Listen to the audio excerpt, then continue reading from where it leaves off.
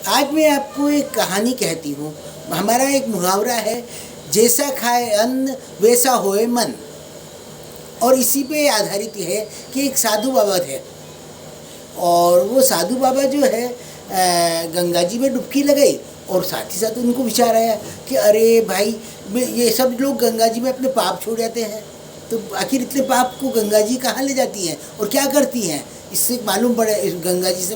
तो उसने कहा मैं भगवान की तपस्या करता हूँ, देखिए भगवान बताएंगे कि हमें क्या क्या हो गया आखिर।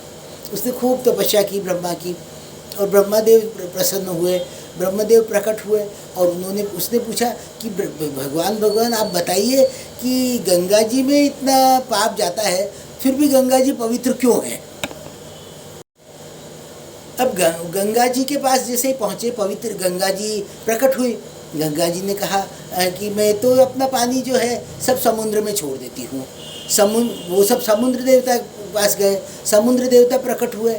समुद्र देव से पूछे कि भाई आपके पास इतना पानी आता है, गंगा जी का पाप क्या करते हैं आप मनुष्यों का पाप को। तो उन्होंने कहा मैं तो अपने में संभाल लेता हूँ और साथ ही साथ अपने इसको सब भाप बन के उड़ा देता हूँ।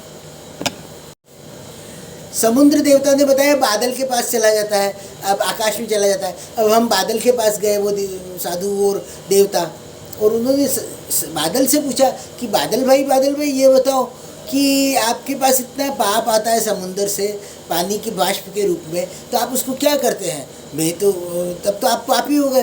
तो उसने कहा कि नहीं, मैं कुछ पाप नहीं रखता हूँ, अपने पास नहीं रखता हूँ, मैं तो कहीं भी बरसात कर देता हूँ और बरसात से वो धरती पे जाता है। तो उन्होंने धरती से पूछा कि धरती मैया ये बताओ कि आप पे इतना पानी बरसता है, आप क्या करते हो, पाप भी बरसता है उसके साथ। तो उन्होंने कहा कि मैं तो कुछ नहीं करती हूँ, मैं तो जो है इसको ज़मीन में सोखती हूँ, तो जो सोख लेती हूँ उससे अन्न उग जाता है और उस अन्न को जो है जो इंसान जैसा खाता है वैसे ही उसका मन हो जाता है, इसलिए जैसा अन्न वैसा मन।